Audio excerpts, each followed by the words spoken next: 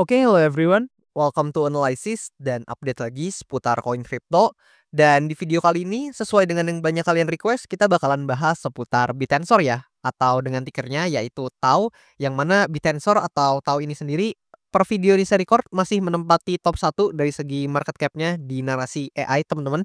Dan untuk overall position-nya di market cap di pasar kripto itu ada di posisi ke-33 ya, tentu dari segi kapitalisasi pasarnya. Dan tentu data ini bisa kalian akses langsung kayak biasa melalui coinmarketcap.com. Dan di sini kita bisa lihat per video ini saya record juga di tanggal 19 Agustus tahun 2025. So ini udah mulai menuju ke akhir-akhir bulan Agustus nih, mulai masuk ke pertengahan dan menuju akhir bulan Agustus. Di sini Bitensor harganya ada di kisaran 349 US dollar per koinnya, kisaran segitu teman-teman. Dan memang banyak dari kalian yang bilang Bitensor nih lagi nggak kemana-mana bang dan lain-lain gitu ya. So, ya di video kali ini kita akan bahas banyak hal seputar Bitensor atau TAU ini, mulai dari segi price action sampai ke beberapa data yang cukup menarik ya seputar koin narasi AI satu ini, dan juga kita akan coba compare nih untuk TAU ini dengan koin lain juga gitu ya. So, tentu sebelum itu disclaimer alert bahwasannya video ini sama sekali nggak bermaksud buat mengajak teman-teman semua menjual ataupun membeli aset tertentu, dan juga sama sekali nggak bermaksud buat mempromosikan aset tertentu. So always do your own research karena this is not financial advice. Dan satu hal lagi yang saya kelupaan bilang ya. Jadi buat teman-teman yang mungkin request analisa koin-koin tertentu, udah request, udah komen, mohon ditunggu teman-teman. Ketika saya baca-baca banyak ya dari kalian yang request beberapa koin-koin, bahkan ada meme coin juga seperti Labubu. Kemudian ada juga yang request untuk altcoin-altcoin tertentu seperti mungkin Hyperliquid, kemudian ada juga yang ya request banyak altcoin lah ya. Saya udah baca-bacain untuk requestan-requestan kalian, saya juga udah coba catat-catatin juga untuk, apa yang kalian minta saya bahas. So, ya teman-teman tinggal tunggu aja, nanti bakalan saya usahakan buat update dan bahas cepatnya, tapi tentunya mulai dari yang paling banyak request-nya, teman-teman. Dan ya oke, lanjut. Di sini pertama-tama kita bisa lihat ya Bitensor seperti yang tadi saya katakan masih menjadi top 1 dari sektor AI, teman-teman. Dan di sini posisinya kalian bisa lihat, nomor 1 diikuti dengan Near Protocol, ICP, Render, dan lain-lain yang bisa kalian lihat di, sini teman-teman untuk urutannya. Dan kemudian di sini satu hal yang saya nggak bosan-bosan untuk bilang ke kalian bahwasannya kalau kita lihat di sebelah sini, nah dari segi naratif kita sama-sama harus mengakui ya bahwasannya memang narasi AI itu sangat-sangat kuat di kuartal 1 sebelumnya teman-teman, tapi ya so far ketika kita lihat di sini narasi AI udah turun secara social mind share atau persen share-nya. Jadi harusnya teman-teman yang nonton video saya sebelumnya udah paham terkait hal ini. Jadi ini saya cuman kasih gambaran besarnya aja yang mana memang secara naratif dan persen share ini per video ini saya record masih dikuasai oleh top 3 naratif, yaitu layer 1 which is kita sama-sama tahu Bitcoin, Ethereum, dan lain-lain memang lagi menguat cukup signifikan, meskipun memang sekarang ya mungkin agak lagi koreksi sedikit, tapi so far secara long term kita bisa lihat ya seperti Bitcoin, Ethereum, dan lain-lain itu memang lagi mengalami penguatan yang cukup signifikan gitu. And then ada DeFi teman-teman, yang mana kalian tahu sektor DeFi ini memang merupakan masa depan ya dari, keuangan tradisional, nantinya akan tentu, sangat-sangat possible untuk upgrade nantinya di masa depan itu menggunakan decentralized finance teman-teman. Dan tentu koin-koin di sektor DeFi ini juga cukup menarik buat diperhatikan karena memang narasinya itu lagi, mengalami kenaikan juga secara persen share. Dan ketiga justru adalah sektor memes yang menarik teman-teman ya, yang mana ya meme coin let's say seperti Pengu yang dan lain-lain ya, mungkin teman-teman tahu bisa sebutkan lah, mungkin teman-teman sangat-sangat, familiar ya dengan meme coin yang ada, yang mana memang lagi mengalami penguatan yang cukup signifikan gitu. Dan ya itu top 3 naratifnya untuk sekarang ini, tapi ya kita bisa lihat narasi AI ini masih cukup jauh ya secara persen share dibandingkan top 3 naratif tadi. Dan di sini kalau kita coba lihat pertama-tama dari segi chartnya, nah lebih kurang seperti ini ya untuk gambaran chart dari TAU atau Bitensor, yang mana di sini saya akan sedikit flashback teman-teman untuk, TAU atau Bitensor, yang mana di sini kalau kita perhatikan sebenarnya terakhir kali saya bahas TAU atau Bitensor itu di sekitaran awal-awal Juni teman-teman, mungkin kalian bisa cross check lagi untuk video pembahasannya yang di sana. Tapi so far ya teman-teman, kalau kita lihat buat TAU di sini sebenarnya ya kalau kita perhatikan Bitensor ini sebenarnya dalam jangka waktu dari mungkin bisa kita katakan bulan Mei kali ya, dari awal Mei tahun 2025 sampai sekarang, itu actually dia cuman bermain aja nih di range area ini, meskipun ya memang sempat beberapa kali, mengalami yang namanya mungkin bisa kita katakan sebagai fake out atau liquidity sweep beberapa kali ya. Ya let's say di sini, kalian bisa lihat nih, ini literally liquidity sweep teman-teman yang cukup tinggi juga, dan di bawah juga sempat turun sebenarnya, tapi ya dia, ternyata false breakout and then dia kembali mengalami kenaikan lagi gitu atau balik lagi ke range areanya. So ya sebenarnya kalau secara garis besar ya kita bisa lihat dari chart ini overall ya, Tau atau bit tensor ini masih bermain di range areanya yang di sini teman-teman, dia nggak kemana mana ya teman-teman, nggak naik tapi juga nggak turun teman-teman ya.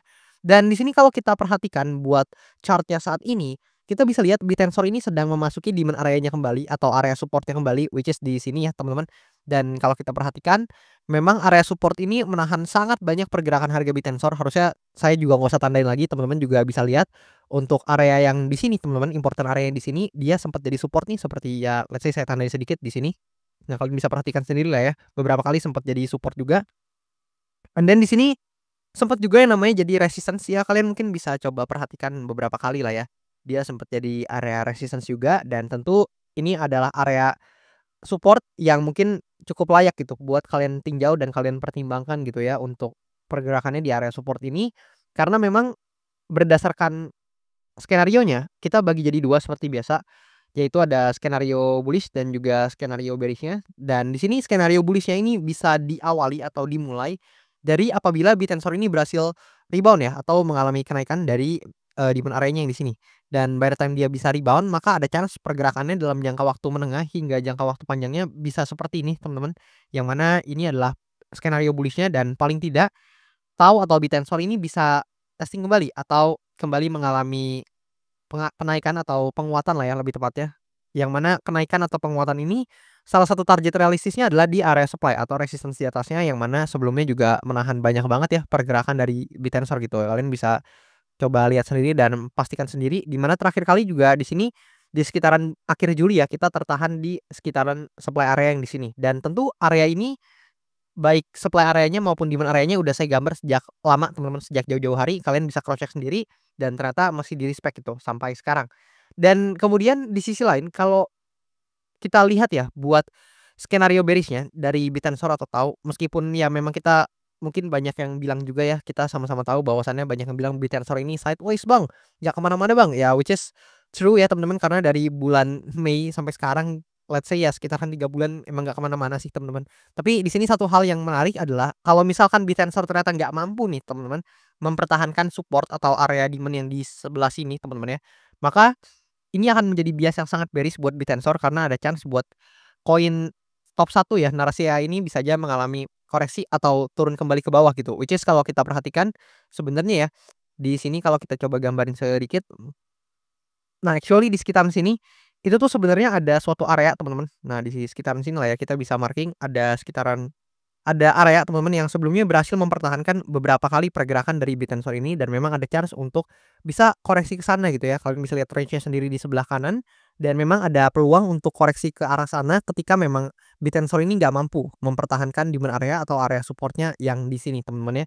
Lebih kurang kayak gitu buat gambaran besar price action-nya. Tapi ya buat teman-teman yang mungkin holder bit tensor, ya buat kalian yang mungkin mau lihat koin Tau ini bisa perform lagi, at least ya salah satu hal yang wajib banget terjadi atau yang mungkin bisa kita katakan yang menjadi harapan kalian semua lah ya yang holder Tau, ya pertama Tau ini harus berhasil mempertahankan demand area di sini, which is dia harus kasih rebound yang mungkin kita bisa katakan menjadi konfirmasi ya. Let's say dia membentuk bullish engulfing dan lain-lain, intinya memberikan kita sign atau indikasi bahwasannya dia ready buat rebound dan mengalami kenaikan lanjutan gitu. Dan yang kedua, apabila memang bit tensor ini kalian mau lihat lebih perform lagi, maka dia harus berhasil breakout dari area supply majornya yang di bagian sini teman-teman, yang di atas sini.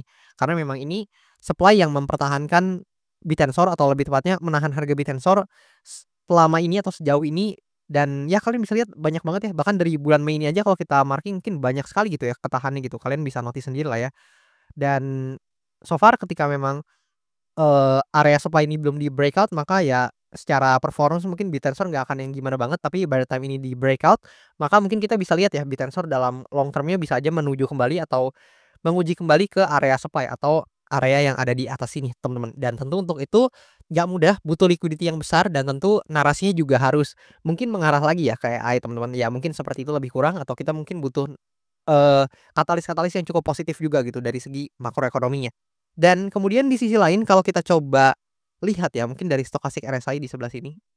Nah di sini kalian bisa lihat ya, buat stochastic RSI ketika kita perhatikan memang cukup tidak menarik ya teman-teman. Kenapa? Karena di sini dia Sebenarnya ya, ketika dia naik ke sini, dia udah mulai menunjukkan area overbought atau jenuh beli, tapi so far kita lihat dia mulai tanking down lagi dan di sini mulai turun dan bahkan di sini belum menyentuh oversold gitu.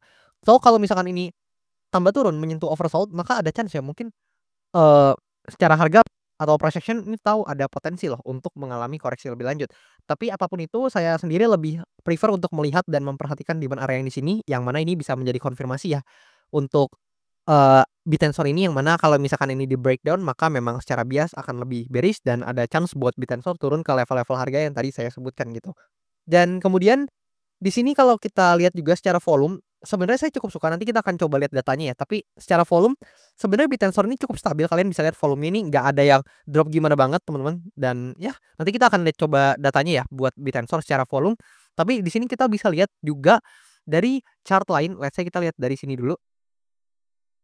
Nah, di sini kalian bisa lihat, ini adalah chart perbandingan antara Bitensor dan juga Bitcoin ya, which is TAU/BTC atau TAU/Bitcoin teman-teman.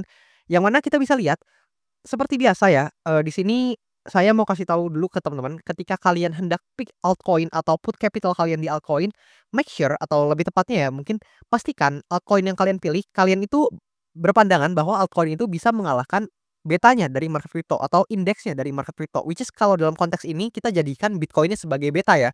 Alasannya juga sederhana karena tentu Bitcoin ini adalah salah satu koin atau memang satu-satunya koin ya yang memegang lebih dari 50% market cap-nya di kripto gitu. Jadi kalau kalian lihat kalau nggak salah sekitar 60%-an market cap di kripto itu di-carry atau dipegang oleh Bitcoin gitu lah ya bahasanya. Jadi ya nanti kita akan coba kasih gambarannya juga untuk chart ini, tapi kira-kira kayak gitu untuk alasan ya kenapa memang kita jadikan Bitcoin ya sebagai perbandingan. Dan ini perbandingan yang mungkin bisa kita katakan paling fair ya, karena satu hal atau satu mindset juga yang harus kalian tanamkan ketika memang kalian pick altcoin atau put capital kalian di altcoin, itu kan artinya kalian, eee, meningkatkan resiko pada capital yang kalian taruh gitu. Jadi ketika resikonya meningkat, masa kalian nggak mau return-nya juga meningkat gitu. Karena kalau misalkan ternyata kalian put atau, taruh capital kalian di altcoin, tapi return-nya kalah sama Bitcoin, meskipun mungkin sama-sama naik ya, let's say altcoin-nya naik 5% tapi Bitcoin-nya naik 7% gitu. Itu sebenarnya kalian quote on quote ya, dalam gambaran besarnya itu kalian cukup rugi karena kalian, underperform dari indeksnya sendiri, which is dalam konteks ini kita bicarakan Bitcoin gitu ya teman-teman. Kalian underperform dari betanya gitu.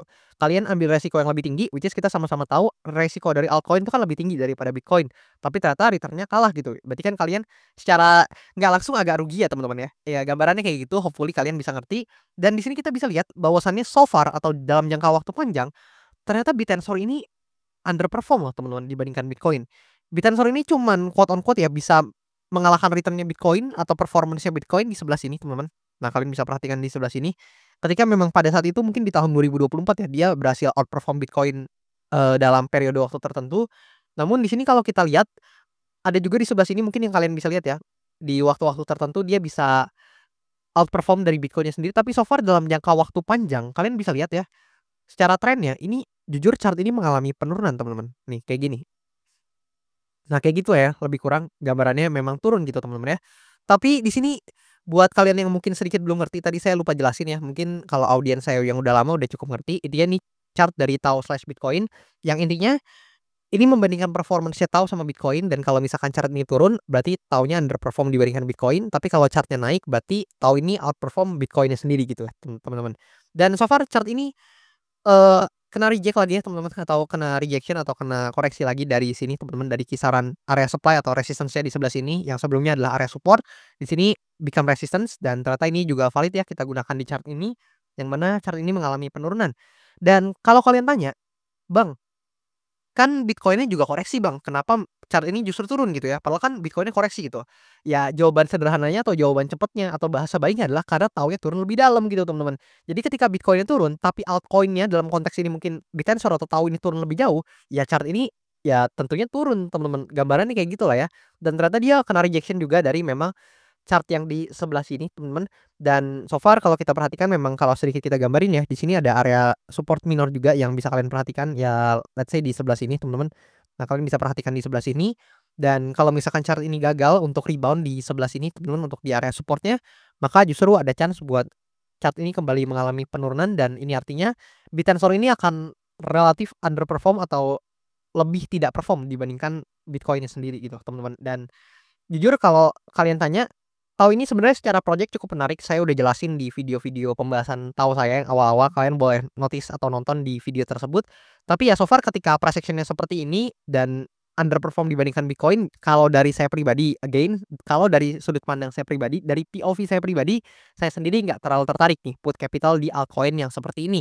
Tapi beda cerita apabila nanti tahu menunjukkan indikasi nih, atau Bittensor ini menunjukkan kita sign, memberi kita indikasi bahwasannya dia memang ready buat take off lagi dan ada peluang untuk kira-kira bisa outperform nih dari Bitcoin itu sendiri, baru mungkin kalau dari POV saya akan lebih menarik gitu teman-teman, lebih kurang. Tapi tentu nggak ada yang salah ya sama teman-teman yang lain yang mungkin, punya perspektifnya sendiri, punya tesisnya sendiri, so nggak ada yang salah asalkan mungkin money management-nya diatur, dikontrol agar memang apabila memang, apa yang kalian analisa itu keliru ataupun miss, ya money management kalian tidak terlalu terganggu gitu teman-teman. Tapi ketika memang mungkin tesis dan perspektif kalian atau argumen kalian itu tepat, ya alokasi kalian itu bisa membuahkan return yang cukup signifikan lah. Ya hopefully seperti itulah ya. Saya anggap teman-teman yang nonton ini itu sudah dewasa tentunya secara pemikiran dan money managementnya sudah terkontrol dengan baik tentunya ya. Dan oke, di sini kalau kita lihat dari data lainnya, let's say kita perhatikan di sebelah sini. Nah, di sini adalah data yang saya kasih ke kalian atau metrik data dari token terminal, di mana kita bisa lihat tadi pertama token trading volume saya sudah janji dan sudah bilang ke kalian bakal kita bahas. Kita bisa lihat di sebelah sini token trading volume ini relatif stabil kan, seperti yang tadi saya katakan. Tahu ini secara token trading volume relatif stabil, which is memang ada para pelaku pasar yang memang sering ya untuk bertransaksi atau trade di Bittensor ini ya, which is menciptakan akumulasi total token trading volume yang cukup, stabil gitu, kalian bisa lihat di sebelah sini, which is good. Dan di sini kalau kita perhatikan buat, kode komitsnya juga cukup stabil ya teman-teman, tapi memang mungkin untuk core developer agak turun nih teman-teman ya, agak lumayan, turun ya. Dan di sini kalau kita coba lihat juga di sebelah sini, dari data di CoinGlass kita bisa melihat volumenya memang mengalami kenaikan sekitar 10%-an, tapi open interest-nya turun sedikit sekitar 1,31% yang kalian bisa lihat di sebelah sini. Dan di sini dalam 24 jam terakhir ada $247.000 sekitar segitu yang terlikuidasi atau kena margin call di, derivatifnya, atau ini kan derivatif data ya dari Bittensor, atau intinya di Bittensor ini ada sekitar $247.000 yang terlikuidasi atau kena margin call lah ya. Dan menariknya di sini majority-nya adalah long position, which is wajar karena memang dalam beberapa waktu terakhir atau 24 jam terakhirnya memang lagi turun ya buat harga Bittensor. Dan di sini long position yang terlikuidasi itu ada di angka 235 ribuan $, teman-teman, sekitar segitu, dan sisanya baru di short position-nya. Dan terakhir, kalau kita perhatikan ya dari sini, nah ini adalah data analitik dari Bittensor, dan memang di kuartal 2 sebelumnya Bittensor cukup positif ya buat returnnya, di kisaran 49,8% secara rata-rata atau average. Dan di kuartal 3 kali ini kalau kita perhatikan di sebelah sini ya, kita slide ke bawah. Memang return-nya masih cukup positif di kisaran 4,48%-an, tapi memang sangat disayangkan di bulan Agustus ini sepertinya mulai minus teman-teman, meskipun sebelumnya mungkin plus ya. Tapi di sini karena penurunan yang terjadi akhir-akhir ini mulai negatif teman-teman, meskipun negatifnya juga masih sedikit di kisaran minus 1,25%. Dan ya ini masih pertanggal 19 Agustus, jadi kita belum bisa judge yang gimana banget. Tapi gimana menurut kalian seputar Bittensor ini? Dan sebelumnya ada satu hal atau dua hal lah ya, dua hal menarik secara historical data. Yang pertama, ternyata di setiap bulan Agustus memang return Bittensor ini bakalan merah teman-teman. Yang mana di setiap bulan Agustus ini secara historical, again secara historical bisa terulang bisa tidak, tapi di 2023 dan 2024 secara return bulan Agustusnya ini merah gitu teman-teman buat returnnya sendiri. Dan yang menarik adalah di kuartal 3 sama di 2023 dan 2024 ternyata relatifnya hijau justru teman-teman. Jadi gimana menurut pendapat kalian gitu ya? Apakah di bulan Agustus ini akan meneruskan return merahnya? Dan apakah di kuartal 3 ini bakalan meneruskan return positif atau return yang hijaunya gitu teman-teman. Boleh mungkin kalian kasih argumen kalian, kasih pendapat kalian di kolom komentar di bawah.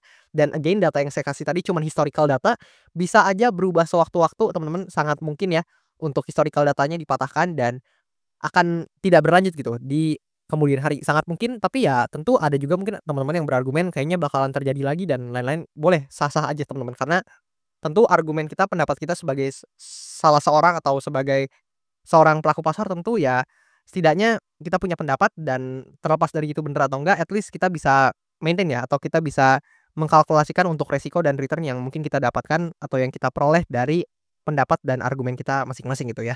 Dan mungkin itu aja video kali ini, nggak terlalu panjang tapi hopefully bisa kasih informasi ke kalian.